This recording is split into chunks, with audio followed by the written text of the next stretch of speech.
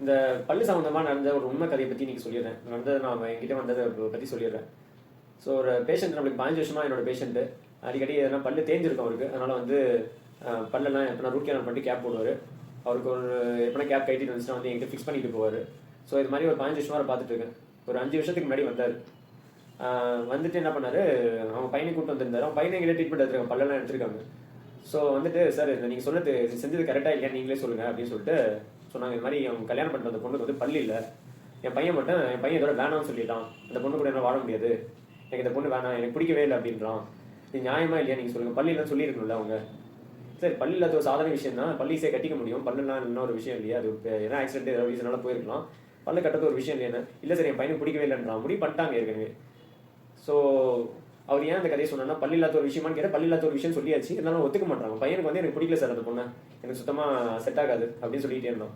சரி ஓகே என்ன கதைன்னு கேட்டால், அதுக்கப்புறம் 2வது நாளே வந்துட்டு இதோட இந்த பொண்ணை பிடிக்கலன்னு சொல்லிட்டு அனுப்பி விட்டுருக்காங்க வீட்டுக்கு. என்ன ரீசன் கேட்டால், பல்லு கல்யாணம் பண்ண பல்லு இல்லையான்னு கேட்டால் பல்லு இருந்து ஃபிக்ஸடாக பல்லு கட்டியிருக்காங்க. 2வது நாளே பல்லு கட்டுறது வந்து கைட்டிட்டு வந்துடுச்சு. அந்த கைட்டிட்டு வந்த பல்ல வந்து அந்த பொண்ணு அப்படியே மறைச்சு ட்ரை பண்ணிருக்கு, திரும்ப அப்படியே கீழே கைட்டிட்டு வந்து கீழே விழுந்துட்டு இருக்கு. அதை பார்த்த ஒரு அடுத்த நிமிஷத்துல இருந்து அவனுக்கு பிடிக்கல அந்த பொண்ணு.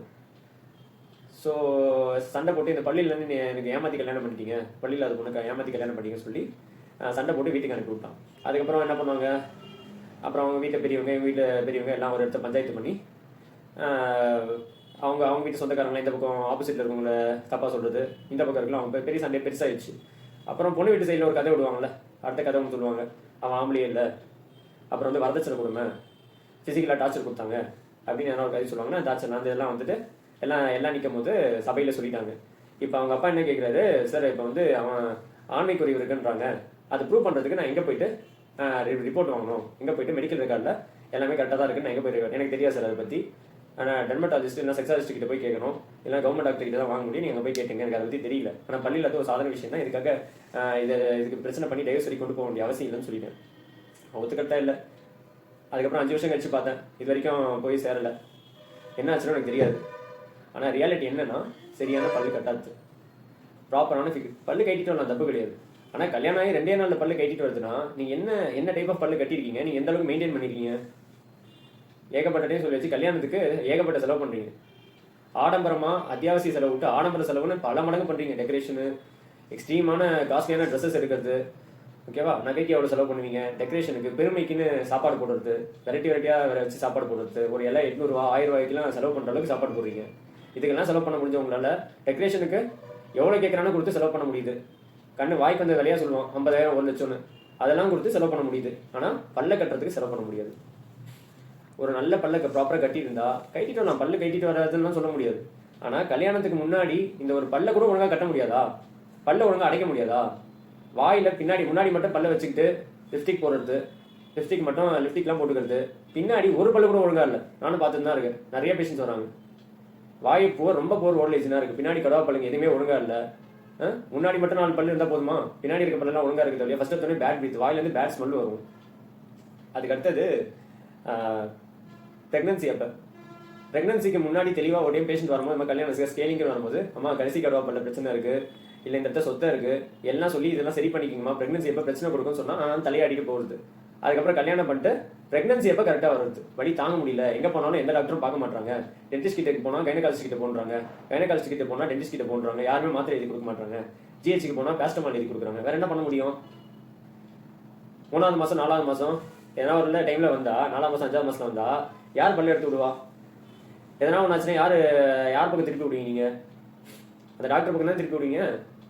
கைனகாலஜிஸ்ட்டுக்கு டென்டலில் இருக்கிற அந்த இன்ஃபெக்ஷன் எவ்வளோ பெயின்ஃபுல்ன்றது தெரியாது, ஓகேவா. டென்டிஸ்ட்டுக்கு தெரிஞ்சாலும் எங்கள் பக்கம் நீங்கள் திருப்பி விட்டீங்கன்னு நல்லாவே தெரியும். எதனா பிரச்சனை, ஏதோ ஒரு ரீசனால அபார்ட் ஆகுது, வேறு ஏதோ ரீசன் இருக்குது அப்படின்னா, குழந்தைக்கு ஏதோ ஒன்று ஆயிடுச்சு, குழந்தை பிறகுமா அப்படின்னா ஏதோ ஒரு ரீசனாக பிறக்குது அப்படின்னா, உடனே என்ன ரீசன் சொல்லுவீங்க, டாக்டர் அன்றைக்கி வந்து பல்லு எடுத்தாரு, அதனால தான் இந்த மாதிரி ஆயிடுச்சு. அதுக்கு முன்னாடி ஒரு வாரமாக சாப்பிடாம துடிச்சிக்கிட்டு இருந்ததெல்லாம் மறந்து போயிடும், சாப்பிடல நைட்டு ஃபுல்லாக சாப்பிடாம தூங்காமல் இருந்ததெல்லாம் மறந்து போயிடும் வழியில். ஆனால் லாஸ்ட்டில் திருப்பி விடுத்தணும் பல் டாக்டர் மேலே திருப்பி விட்றீங்க. அதனால் நாங்களும் என்ன பண்ணுவோம், வெறும் பேஸ்டமால் தான் கொடுப்போம். ஆன்டிபயோட்டிக்ஸ் போட்டால் ஆமாம் கண்டிப்பாக குழந்தைக்கு சைட் எஃபெக்ட் இருக்கு தானே செய்யும். நீங்கள் ஏதாவது ஒரு மாத்திரை எடுத்துக்கிட்டிங்கன்னா அதனால குழந்தைக்கு மைனஸ் சைட் எஃபெக்ட்ஸ் இருக்கு தானே செய்யும். பேஸ்டமாலும் சேஃபஸ்ட் ட்ரக் இல்லை இன் ப்ரெக்னன்சி, வேறு சாய்ஸ் இல்லை, வலிக்குன்னா என்ன தான் பண்ண முடியும், போட்டு தானே ஆகணும். ஸோ வேறு வழி இல்லைன்னு போட வேண்டியது தான். அதுக்கப்புறம் என்ன நம்ம ட்ரீட்மெண்ட் கொடுத்தோன்னா நம்ம பக்கமே திருப்பி விட்டுருது. அதனால எந்த டாக்டரும் உங்களுக்கு எந்த ட்ரீட்மெண்ட்டும் கொடுக்க மாட்டாங்க, வழியிலேயே துடிச்சிட்டு இருக்க வேண்டியது தான். புரியுதா உங்களுக்கு? அதனால முக்கியமானது வந்து பல்லுக்கு நீங்கள் பல்லு கட்டுறீங்க, நான் பல்லு பின்னாடி கடவா பல்லு எடுத்துட்டு பல்ல கட்ட வேண்டிய அவசியம் இல்லை. நம்மளால செலவு பண்ண முடியும்னா கட்டிங்க. அட்லீஸ்ட் பல்லு அடைக்க வேண்டிய பல்லெல்லாம் அடைச்சிக்கிட்டு வாயை ப்ராப்பர் க்ளீனாக வச்சுருந்தீங்கன்னா பெட்டராக இருக்கும் ப்ரெக்னன்சி அப்போ. ஸோ கல்யாணத்துக்கு முன்னாடி 2 நாளில் கைட்டிட்டு வருது பல்லு போட்டு கேப்னா எந்த நிலைமையில நீங்கள் உங்கள் கேப் வச்சுருக்கீங்க? ஏன்னா எங்கே மிச்சப்படுத்தணும் அங்கே மிச்சப்படுத்தலை. கேப்பு இது மாதிரி கல்யாணம் இருக்குது, அதை கேப்பை ப்ராப்பராக மாற்றுவோம், இதெல்லாம் பிரச்சனை இருந்தால் முன்னாடியே ரீப்ளேஸ் பண்ணுவோம், இந்த மனநெல்லாம் கிடையாது. கல்யாணத்துக்கு பெருமைக்கு 4 பேர் வருவாங்க, பெருமைக்காக ஆடம்பரத்துக்கு என்ன செலவு பண்ணலாம், ஓகேவா? இதில் தான் யோசிக்க தோணுது. அப்படி இருந்தால் இந்த மாதிரி பிரச்சனைகள்லாம் வரணும். இந்த பையன் செஞ்சது கரெக்டு தப்புன்னு நான் பேச வரல, தப்பு தான், கண்டிப்பாக தப்பு தான். ஒரு பல்லு இல்லாததுக்காக அந்த பொண்ணை எனக்கு பிடிக்கலன்னு சொன்னது தப்பு தான். ஆனால் அவனுக்கு பிடிக்க மாட்டேது, அவனுக்கு பிடிக்கலன்னு சொல்கிறான், என்ன பண்ண முடியும்? ஃபிக்ஸடாக நிற்கிறவங்க கிட்ட என்ன பேச முடியும்? கடைசியில் டைவர்ஸ் வாங்கிட்டாரு அவர். இந்த அவன் போய் சர்டிஃபிகேட், அந்த பையன் போய் சர்டிஃபிகேட் வாங்கிட்டு வந்துட்டான், நான் வந்து ஆம்பளை தான். இதெல்லாம் எதுக்கு? So before marriage, before pregnancy உங்கள் பல்லுங்களை ப்ராப்பராக ட்ரீட்மெண்ட் எடுத்து ப்ராப்பரான நிலமையில வச்சுக்கோங்க. முன்னாடி பல்லை மட்டும் ப்ராப்பராக வச்சுக்கிட்டு லிப்ஸ்டிக் மட்டும் வாங்கி போட்டுக்கிட்டால் பத்தாது. மேலுக்கும் சேர்த்து தான் சொல்கிறேன். மேல்னா ப்ரெக்னென்ட் ஆக போகிறது இல்லை, மேலுக்கு இப்போ பிரச்சனை வந்தால் பார்த்துக்கலாம். ஆனால் ஃபீமேல் வந்து ஆஃப்டர் மேரேஜ் ப்ரெக்னன்சிலாம் இது பண்ணும்போது ரொம்ப கஷ்டப்படுறாங்க. நீங்கள் எங்கே சுற்றி வந்தாலும் உங்களுக்கு ட்ரீட்மெண்ட் கிடைக்காது. யாருமே பல்ல எடுக்க மாட்டாங்க, பல்லுக்கு எந்த ட்ரீட்மெண்ட்டும் கொடுக்க மாட்டாங்க பயந்துக்கிட்டு. ஏன்னா நீங்கள் எதனா ட்ரீட்மெண்ட் கொடுத்தாலும் அதெல்லாம் நல்லது செஞ்சது மறந்துட்டு பிரச்சனைனா உடனே டாக்டர் பக்கம் திருப்பி விட்டுருவீங்க. கைனகாலஜிஸ்ட், டென்டிஸ்ட் கிட்ட போ, டென்டிஸ்ட் வந்து கைனகாலஜிஸ்ட் கிட்ட போகணும், மாற்றி மாற்றி உங்களை அனுப்பிக்கிட்டே இருப்பாங்க. சரிக்கும் ட்ரீட்மெண்ட் கிடைக்கவே கிடைக்காது. வெறும் ஒரு பேஸ்டமால் மட்டும் போட்டா ஆன்டிபயோட்டிக்ஸ் போடாமல் எப்படி சரியாகும்? அப்புறம் லாஸ்ட் ஆப்ஷன் ஆன்டிபயோட்டிக் போடுறது. மாத்திரை எழுதும் போதே ஒரு கேள்வி வரும், ஹஸ்பண்ட் கிட்டே ஒய்ஃப் கிட்டே, சார் குழந்தைக்கு எதுவும் ஆகாதுல்ல, அப்படி கேட்டால் என்ன பண்ண முடியும்? பெட்டர் நீங்கள் மாத்திரையே போடாதீங்கன்னு சொல்லிட்டு அனுப்பி விட்ற வேண்டியதான். வழியிலே துடிச்சிட்டு இருக்கட்டும். 1 வாரம் 2 வாரம் சாப்பிடாம முகம் வீங்கி போயிட்டு நைட்டு ஃபுல்லாக தூக்கம் இல்லாமல் இருக்கிறது உடம்பு கெடாதா? குழந்தைக்கு எதுவும் ஆகாதா?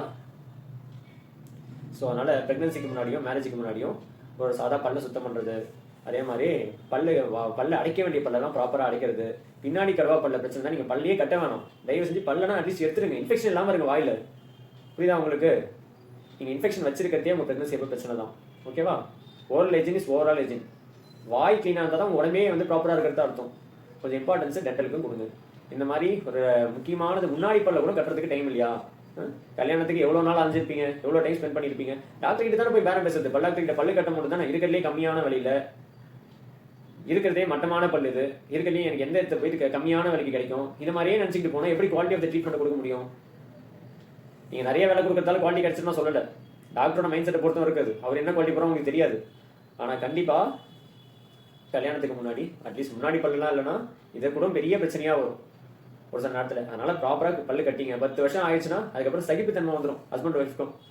அதுக்கப்புறம் ஒன்றும் பெருசாக பிரச்சனை வராது. கல்யாணம் 2 நாள், 1 வாரம், 1 மாதத்தெல்லாம் பல்லு முன்னாடி பல் போடுறது கைட்டிலாம் வந்துச்சுன்னு வச்சுக்கிங்க, அது பெரிய பிரச்சனை தான். ஒரு சிலவங்களால் அதை ஏற்றுக்க முடியாது. ஃபீமேலால் மேலுக்கு அது மாதிரி ஏற்றுக்க முடியாது, மேலுக்கு ஃபீமேலால் இருந்தாலும் எதுவுமே ஏற்றுக்க முடியாது. நிறைய பேஷண்ட்ஸ் வருவாங்க, கல்யாணத்துக்கு முன்னாடி வருவாங்க, முன்னாடி இருக்க பல்ல ப்ராப்பராக கட்டிட்டு போவாங்க. அவங்க இது வரைக்கும் அவங்க ரோல் கைட்டிட்டு வந்தால் கூட இது வரைக்கும் அவங்க ஹஸ்பண்டுக்கோ ஒய்ஃப்க்கோ பல்லு இல்லைன்னு தெரியாது. ஸோ ப்ராப்பரான பல்லு கட்டுறது ரொம்ப ரொம்ப முக்கியம். அதே மாதிரி ஓரல் ஹைஜீன் ரொம்ப ரொம்ப முக்கியம். சொத்த பல்லு இருந்தால் எடுங்க. வாய் ஃபுல்லாக வேறு, பின்னாடி ஃபுல்லாக வந்துட்டு ரூட் ஸ்டம்ப் மட்டும் இருக்குது, ஃபுல்லாக வேறாக இருக்குது, இன்ஃபெக்டட் பல்லோட வச்சுக்கிட்டு தயவு செஞ்சு ப்ரெக்னன்சி அட்டன் பண்ணாதீங்க. தேங்க்யூ.